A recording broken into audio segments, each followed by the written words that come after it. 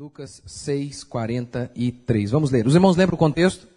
Eu preguei semana passada e nas outras semanas. Em Lucas, esse texto, o que nós temos aqui é o sermão da montanha. Aquele sermão que lá em Mateus compreende o capítulo 5 até o capítulo 7. A primeira pregação que eu fiz aqui eu chamei de o caminho da virtude, para tentar resumir, sintetizar o que significa este sermão da montanha. Porque é um chamado a andarmos em virtude. É um chamado a obedecermos o Senhor. E ele aqui, como eu preguei nas ministrações anteriores, Jesus diz, ame o inimigo, não julgue, e por aí vai. De maneira resumida, seja uma pessoa boa. E ser uma pessoa boa é seguir o que a Escritura tem para nos dizer.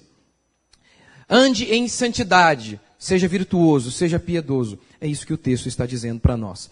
E aí a gente agora vai do versículo 43 ao versículo 49. Eu vou tentar, pela graça de Deus, expor aqui para vocês. Vamos lá.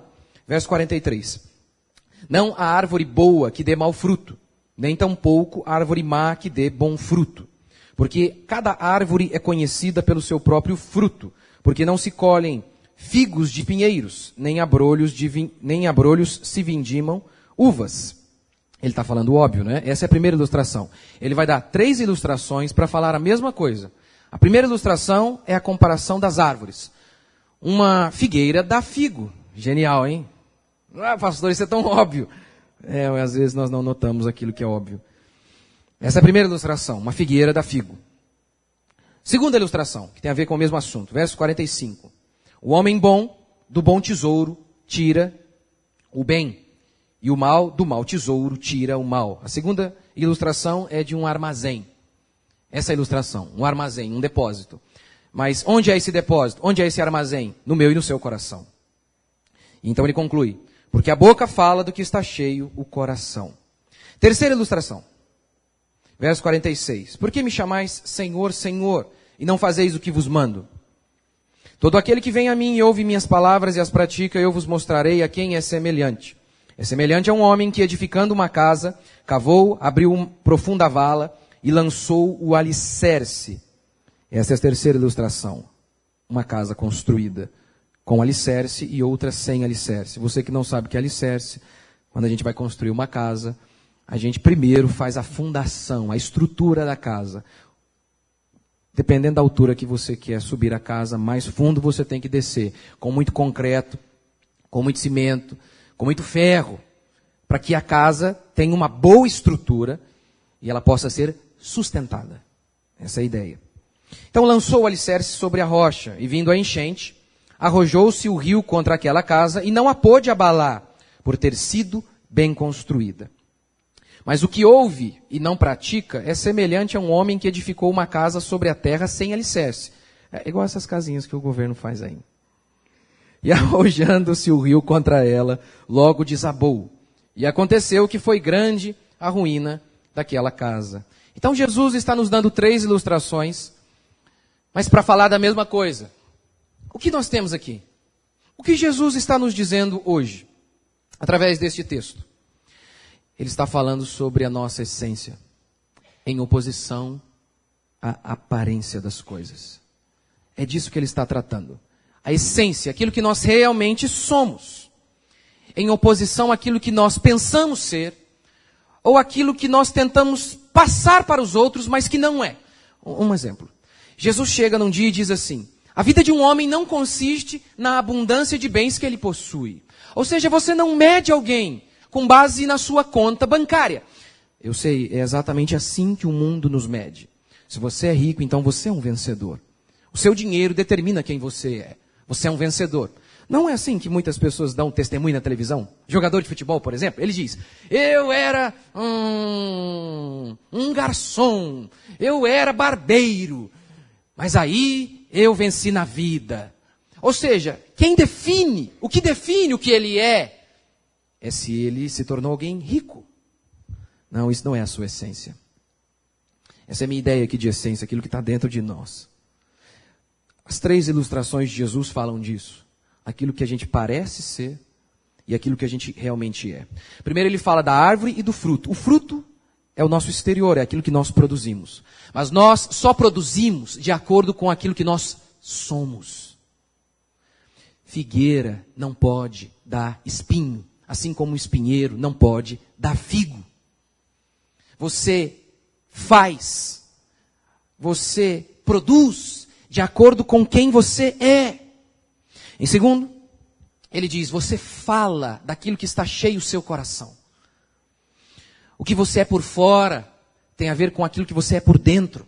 Se você é um favelado interior, se você não possui riqueza interior, a sua fala será medíocre, a sua vida será medíocre, a sua existência será pobre. E por fim, ele fala do fundamento, que é algo também interior. Nós não vemos, mas é o que nos sustenta. É o que nos sustenta. As pessoas hoje não possuem nenhuma estrutura.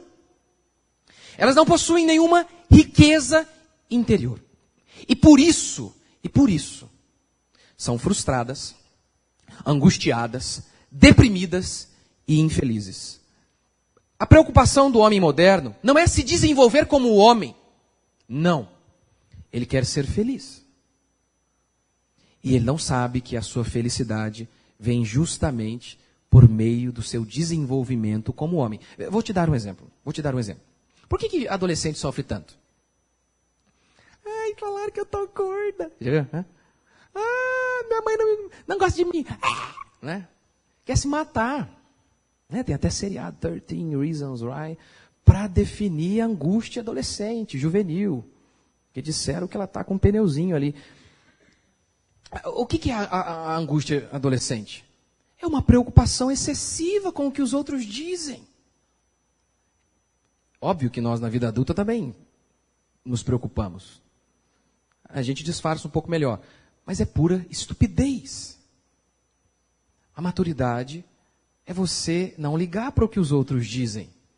Mas isso é algo que tem a ver com uma riqueza interior.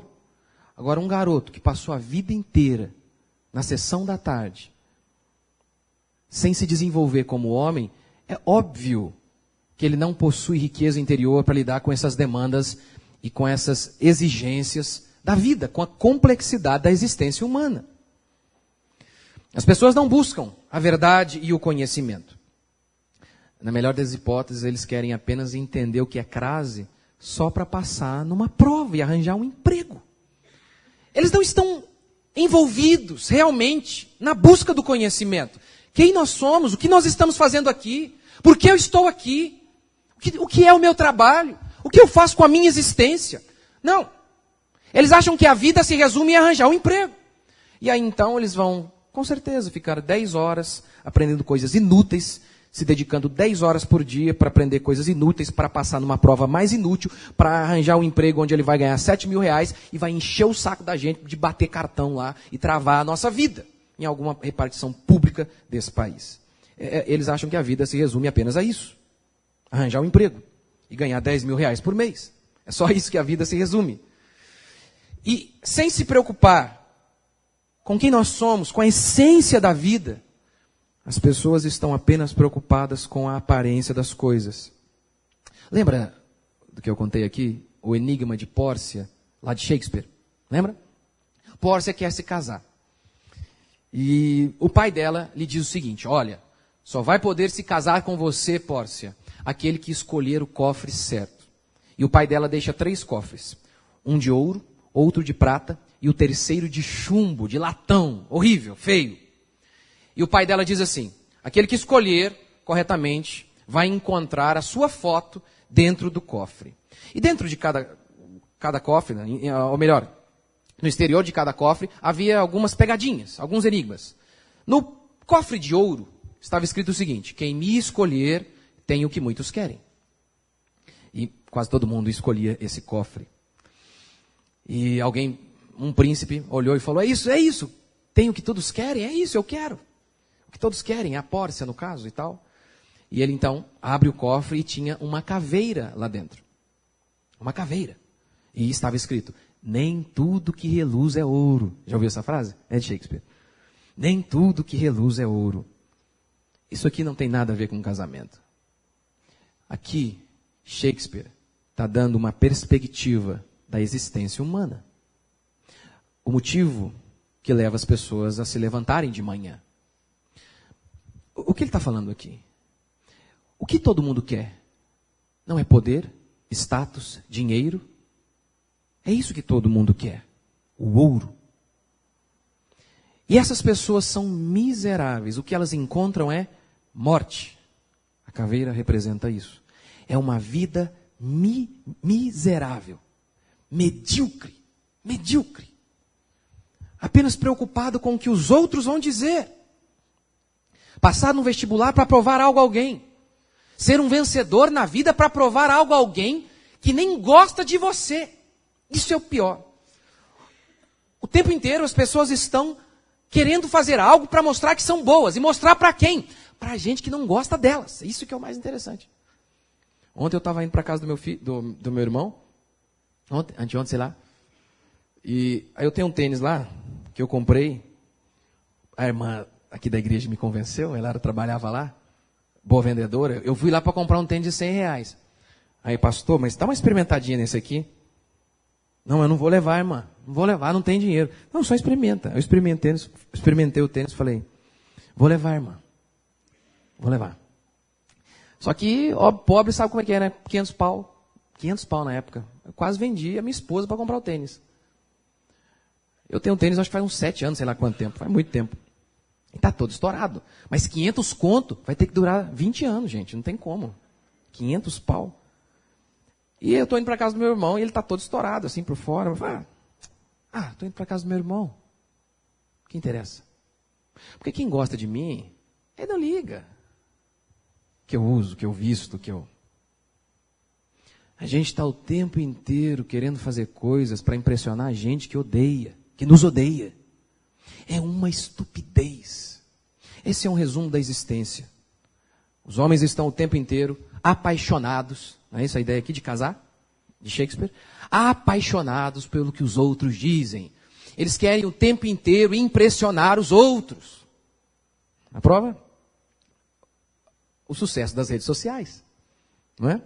O desejo frenético de mostrar. Hoje eu comi arroz e feijão. Hoje meu filho fez isso. Ai, a minha nora está não sei na onde. Gente, por favor, dá uma curtida aí. Eu estou carente, eu preciso. É um desejo frenético. Frenético, de aplauso, de mostrar para alguém que ele faz, que ele fez, que ele acontece. Eu vou pular para o terceiro cofre. O terceiro cofre era de latão. E no terceiro cofre lá de Pórcia estava escrito o seguinte: quem me escolher deve dar e arriscar tudo o que tem. Quem arrisca tudo pelo latão. Isso aqui é um resumo da existência que vale a pena. Esse é um resumo. Vou te dar alguns exemplos. Se você quiser ser meu discípulo, diz Jesus, você tem que arriscar tudo que você tem. Pai, mãe, filho, filha. E a própria vida para me seguir. Mas Jesus é latão. Para este mundo, ele é latão. Ser mãe. Você é mãe? Abriu mão de uma carreira para ser mãe? O que é ser mãe nestes dias? Nada. É ou não é? Quando você chega para se apresentar e alguém pergunta o seu trabalho, aí você diz, sou mãe. Tá, o que mais? Ser mãe e ser nada é a mesma coisa. O que você ganha? Celulite, estria, barriguinha. É isso que você ganha. As pessoas não querem isso. Não querem. Não querem. As pessoas não querem aquilo que realmente importa, que é viver o caminho da virtude, do amor, da paciência e por aí vai. Eles querem aquilo que reluz, aquilo que brilha, o status, o dinheiro, o carro. É isso que as pessoas, é assim que as pessoas têm vivido. E é assim que muitas vezes nós estamos vivendo. É disso que Jesus está tratando aqui, da futilidade das aparências, da futilidade daquilo que nós tentamos impressionar os outros. É tolice, é estupidez, é completa estupidez. Toda vez que eu sou tentado todos os dias a fazer algo para impressionar os outros. E aí eu sempre me lembro daquilo que eu digo para vocês aqui. Quando eu sou tentado a pensar, me preocupar no que os outros pensam. Se eu ando com um bom carro, eles dizem, safado. Se eu ando com um carro ruim, eles dizem, quebrado. Se eu ando com um carro mais ou menos, eles dizem, medíocre. Então eu vou andar no que Deus me der. Os homens são assim. É estupidez pautar toda a sua existência no que os homens vão dizer a seu respeito. É estupidez pautar toda a sua existência preocupado com o que os outros vão dizer. Somos viciados no aplauso humano, eu sei disso. Mas por que você não ambiciona algo maior? O aplauso de Deus. O lugar onde tudo se mantém incorruptível. Porque tudo neste mundo vai passar. Todas as riquezas e glórias deste mundo irão passar. Mas aquilo que nós fazemos para Deus há de permanecer para toda a eternidade. É disso que esse texto está tratando. Primeiro, as duas árvores. As duas árvores. Jesus está passando uma série de ordens acerca do que nós devemos produzir. Ame o inimigo, perdoe, não julgue. E aí então ele diz, logo depois de dar essa ordem sobre o que nós devemos produzir, ele diz o seguinte, gente, eu quero que vocês produzam isso aqui. Porém, quero que vocês saibam uma coisa. Só figueira dá figo, tá? O que tem a ver?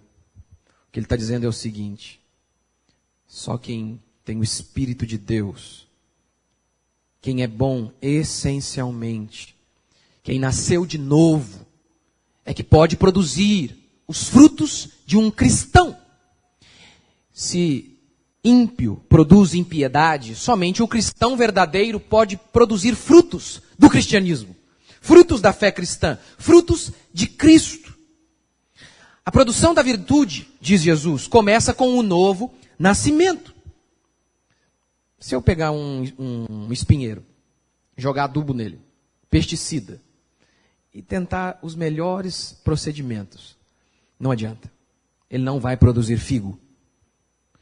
Para um espinheiro produzir figo, é necessário um milagre.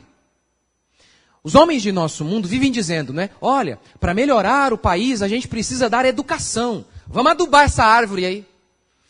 As pessoas são más, porque falta educação, falta adubo. O que Jesus está dizendo é mentira.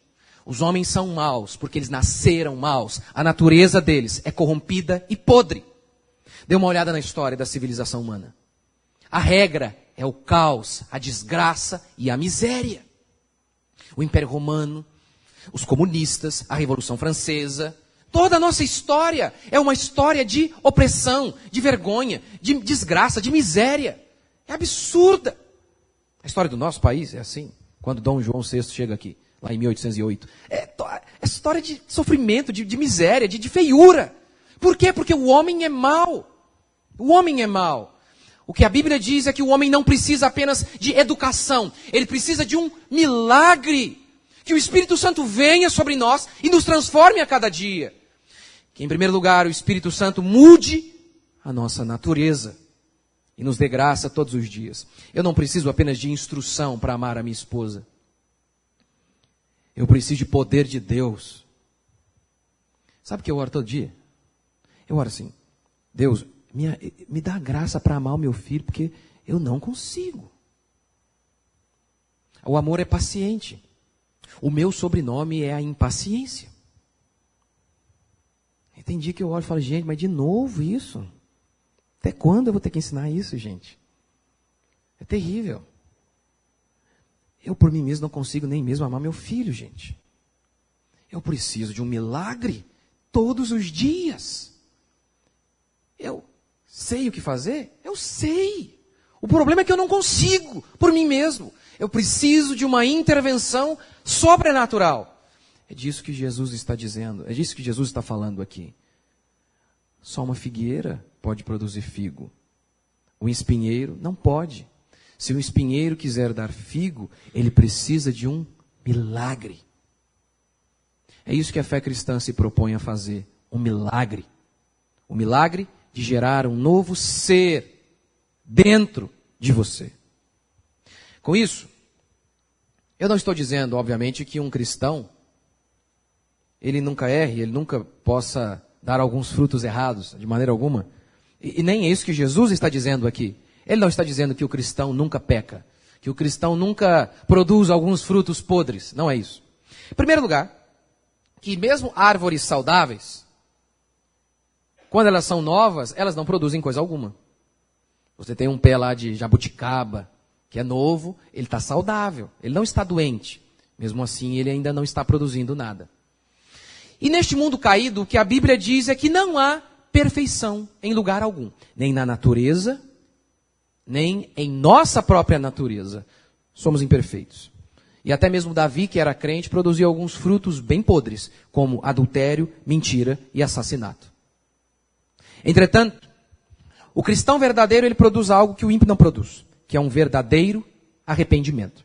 O que a Bíblia diz é que quando os reis eram confrontados acerca de seus pecados, os reis matavam os profetas. Mas quando Davi foi confrontado pelo profeta, o texto diz que Davi se arrependeu. É isso que um cristão faz. O cristão pode fazer coisas horríveis, sim. Mesmo um cristão verdadeiro. Até mesmo um homem como Davi pode até mesmo matar. Mas um cristão verdadeiro, ele sempre se arrepende. Este é um fruto bom. Este é um bom fruto.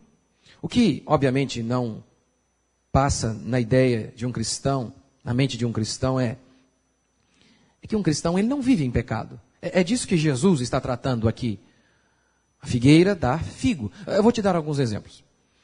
Um cristão ele não chega no domingo, que é o dia do Senhor, que é o dia de ir para o culto, que é mandamento. E ele não diz, hoje eu não vou, hoje eu estou cansado, hoje eu estou triste, hoje jogo do Corinthians, hoje, não sei, estou birradinho com Deus, hoje tem uma visita, há uma visita aqui, há uma visita. Não. Ele tem temor de faltar. Um cristão, ele não é rebelde. Ele não é rebelde. Hoje o que nós vemos é que as pessoas, eles trocam de igreja por qualquer coisa. Eles não trocam de igreja porque está tudo errado ali. Porque a pregação é errada. Esse é o motivo. Porque o pastor vive no erro. Não, por coisas tolas. A irmã não cumprimentou. A irmã fez uma fofoca dela. Pronto, já sai da igreja. Já troca. O cristão de verdade não faz isso. Porque ele sabe que tem que perdoar 70 vezes 7. Ele sabe que as pessoas são falhas assim como ele. Ele insiste. Obviamente, a Bíblia diz, se você vai falar com o irmão e ele não se arrepende de seu pecado, a Bíblia diz em Mateus 18, considera esse irmão gentio. Mas uma vez uma moça falou, pastor, quero vir para a sua igreja. Eu falei, tá bom, por quê? O pastor errou comigo e tal. Eu falei, tá bom, então fala o motivo verdadeiro que você quer vir para cá. Não, já te dei, o pastor errou lá comigo. Não, fala o motivo real. Como assim, pastor? Só isso? Você também não errou com ele? Você nunca errou? A pergunta é, ele cometeu um deslize ou ele nada na lama? É diferente, né? Você falou com ele acerca disso, que ele errou com você? Você pediu, você o confrontou, você falou com ele sobre isso? Não, ele nem aceita. Não, aí tudo bem, se ele nem aceita, você não deve mesmo frequentar uma igreja dessa, mas você lhe deu a chance de que ele se explicasse ou então pedisse perdão? Não, então, se você brigou com ele, meu filho, você vai brigar comigo também, minha filha, quer dizer. Vai brigar comigo também, porque eu também erro bastante. Erro muito. Então vai lá e conversa com ele primeiro. Se você acha que ainda assim ele não quer lhe dar ouvidos, aí tudo bem. Mas as pessoas hoje mudam de igreja por coisas estúpidas. Uma vez um rapaz saiu de nossa igreja porque nós falamos que a cadeira não poderia estar no lugar onde ele estava. Era num corredor. Nós falamos, olha, nós não podemos, não colocar, o pastor não quer que coloque mais cadeira aí. Ele levantou e nunca mais voltou. Cristãos não fazem isso. Cristãos não fazem isso. Porque a Bíblia diz que o cristão ele tem um novo coração. Um coração de carne e não um coração de pedra. Segundo, os dois depósitos, os dois armazéns. Jesus diz, o homem bom tira do seu coração boas coisas, porque no seu coração há riqueza. Riqueza. Os homens não estão preocupados em desenvolver, em acumular riqueza interior. Eles são favelados interiormente falando, ainda que vivam em mansões. Como que as pessoas vivem hoje? O cara acumulou o quê durante toda a sua juventude? Sessão da tarde. Novela do Mezenga. Carminha. É só isso. É só isso. Esse é todo o acúmulo de riqueza interior que ele tem. Aí, gente, eu não era crente ainda, eu estava lá assistindo a novela e falando, mas peraí, é a mesma coisa, gente. Ninguém notou? É toda vez a mesma história. O João gosta da Sheila, mas eles não podem ficar juntos. Aí tem uma Carminha no meio. Carminha atravessa, eles quase matam, morre um outro, no final o João fica com a Joaninha, com a Sheila, sei lá o quê. Aí tem aquele negócio também, sempre que tem assim, João, oi pai, eu não sou seu pai, né? Isso aí também é batata. Eu falo, gente, é a mesma coisa, todo dia. É muito estúpido. O cara acumulou durante a vida dele, durante toda a sua juventude, apenas isso. Sessão da tarde, PlayStation. Qual o único talento que ele tem? Passar de fase no PlayStation. Esse é o atributo que ele tem. Aí Jesus diz, você fala do que está cheio o seu coração. Aí ele chega na hora da dificuldade. O jovem, 18, 20 anos. Aí ele fala o que para a dificuldade? O que ele fala? Vale a pena ver de novo. Deve ser isso, né? É o único que sai. PlayStation. Não tem nada. Ele não tem o que falar para as dificuldades. O que ele fala é, quero me matar. Meu pai não me ajudou. Essa fala pobre. Essa fala miserável. Miserável. Esse linguajar de favelado. Um linguajar miserável. Agora veja um homem que foi criado na virtude do conhecimento, acumulando a riqueza. A verdadeira riqueza está aqui. A verdadeira riqueza. A verdadeira riqueza, a palavra de Deus. Ele aprendeu sobre a Escritura. E ele ouviu, aquilo que Deus ajuntou, não separe o homem. Deus odeia o divórcio. Ele orou, olha, filho, o divórcio é só no último dos casos, e nem pensa. Claro que há casos excessivos onde isso acontece, mas nem pensa nisso. Isso que ele ouviu. Ele ouviu na igreja, ele ouve de seu pai. Ele ouve isso. E ele vê o seu pai casado há 15, 20 anos, e aí um dia ele pergunta para o pai, pai, o senhor nunca pensou em divórcio? Aí o pai responde, divórcio não, homicídio algumas vezes. Algumas vezes quase matei a sua mãe. Mas divórcio aqui a gente nem fala. E aí esse homem, ele é desenvolvido em boa literatura. Ele lê coisa boa, palavra de Deus, boas histórias. Seja de ficção ou real, ou histórias reais, onde ele vê histórias de homens que se sacrificaram pelos outros. Homens que foram corajosos, foram cheios de virtude. Aí ele se casa. Aí um dia a mulher dele dá piti.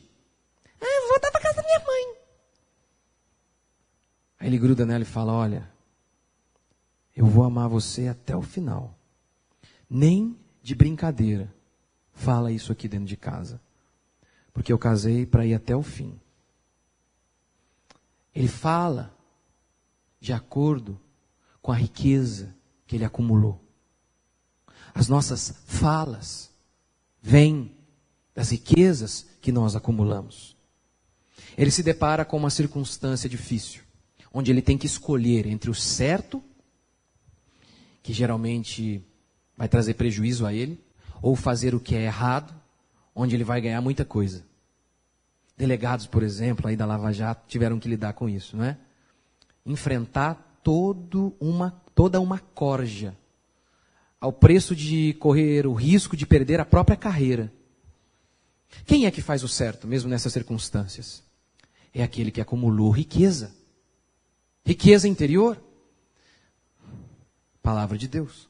Qual é a premissa da moralidade cristã? É a seguinte: ainda que você morra, você tem que ser honesto. Você não pode negar a minha palavra e o meu nome, nem mesmo se te colocarem uma espada no pescoço. Esse é o padrão da moralidade cristã. Já assistiram o Breaking Bad, aquele seriado? O seriado gira em torno do seguinte. Se não assistiu, eu vou dar uns spoilers aqui. Também o negócio é antigo, não tenho culpa. O seriado gira em torno do seguinte. O cara, ele é um professor de química e ele precisa ser uma pessoa muito honesta. Mas ele descobre que está com câncer e ele fica preocupadíssimo em deixar a sua família desamparada. Então ele começa a vender droga. E todo o seriado, toda hora ele diz o seguinte: não, eu sou traficante por amor à minha família. Ele quase mata um menininho. Nossa, estou contando tudo, né? Ele mata um menininho, ele vê um outro cara matando um adolescente, não faz nada. Ele mata 10 homens de uma vez só. O cara é um demônio. Mas tudo ele diz: fiz pela minha família. Fiz pela minha família. Aí um outro traficante, ele diz a mesma coisa. Por que você está fazendo o que você faz? E ele diz: pela minha família. E o traficante responde: então não é errado. Não é exatamente assim. É esse tipo de moralidade que nós carregamos. É exatamente esse tipo de moralidade que nós carregamos. A prostituta da esquina carrega essa. Ela diz isso. Não, eu sou uma boa pessoa. Eu só estou fazendo isso aqui porque não teve jeito. Se você estivesse no meu lugar, você faria o mesmo. É isso que todas as pessoas que pecam e que fazem o que é errado dizem.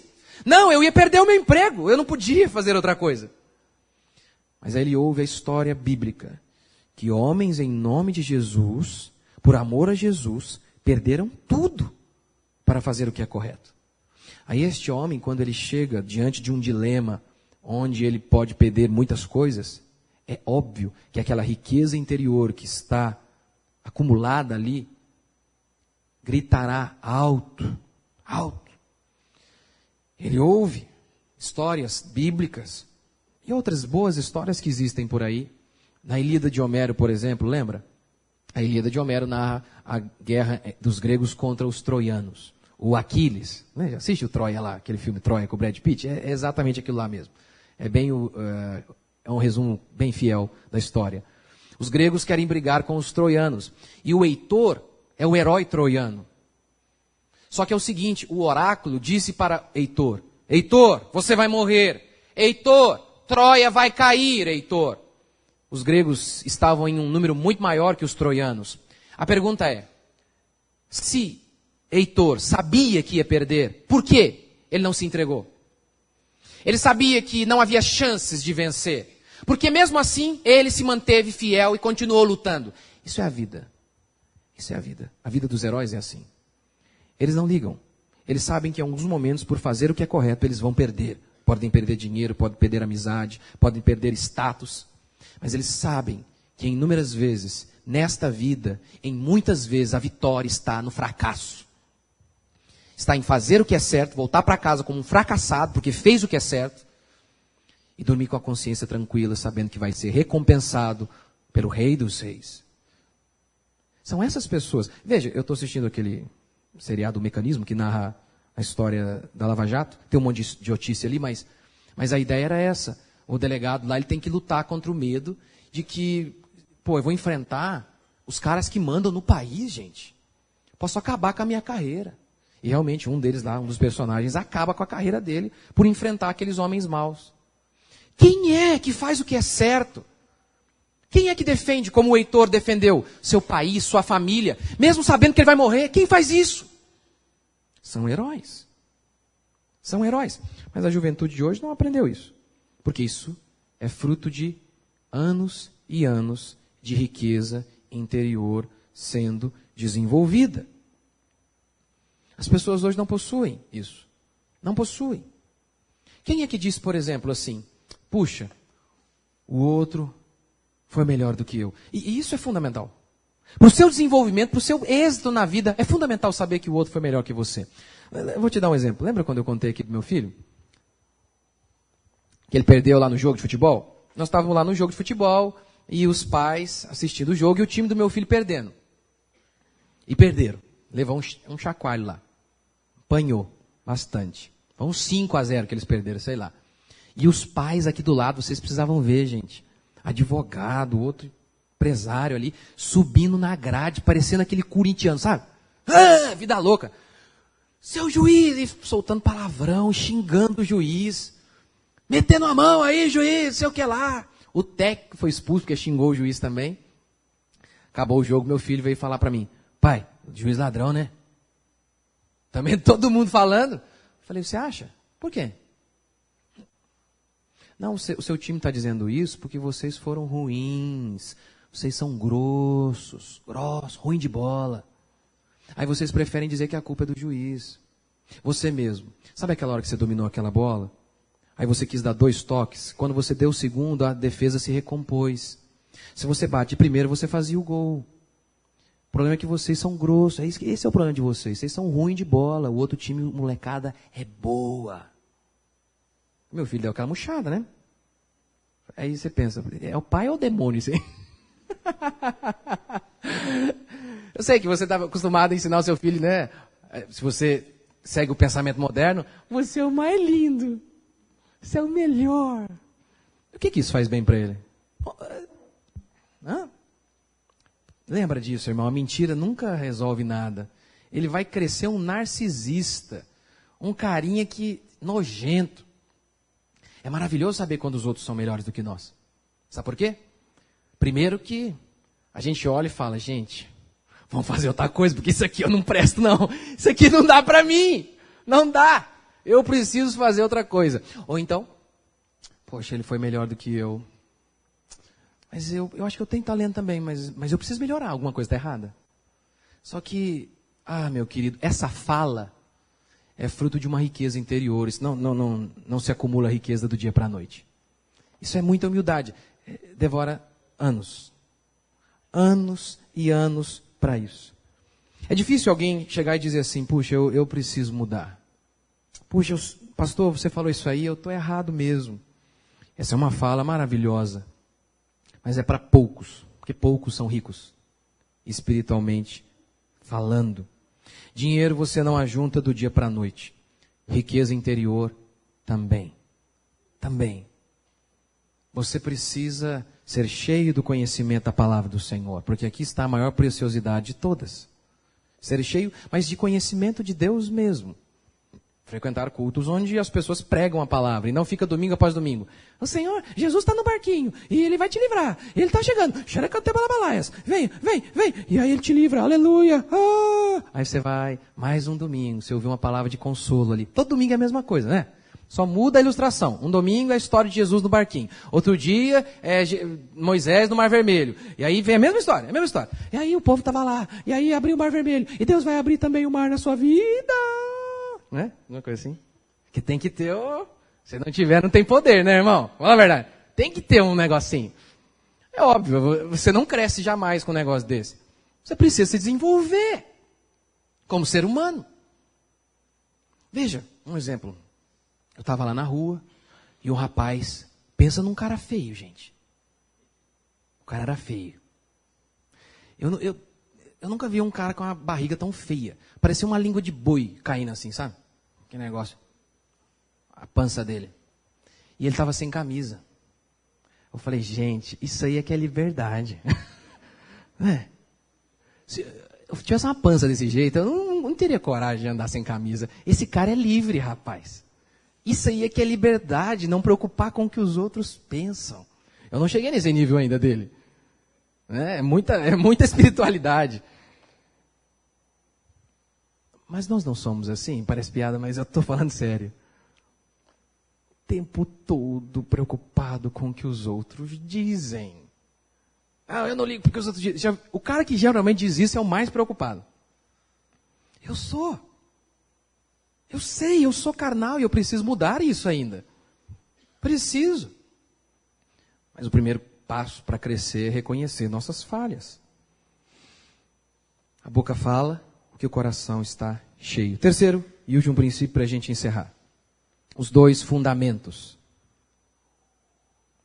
Jesus diz, por que vocês me chamam Senhor, Senhor, mas nunca fazem o que eu mando? A palavra Senhor aqui é Kyrios em grego. É a mesma palavra no Antigo Testamento para Jeová. O YHWH, o nome de Deus, sem vogal. Ou seja, eles estão dizendo aqui, Jesus, tu és Deus. Nós reconhecemos isso. Tá ok. Vocês reconhecem que eu sou o Messias. Por que vocês então não fazem o que eu mando? E aí então Jesus cita a parábola, a historinha das 2 casas, uma com alicerce e outra sem alicerce. Primeira lição.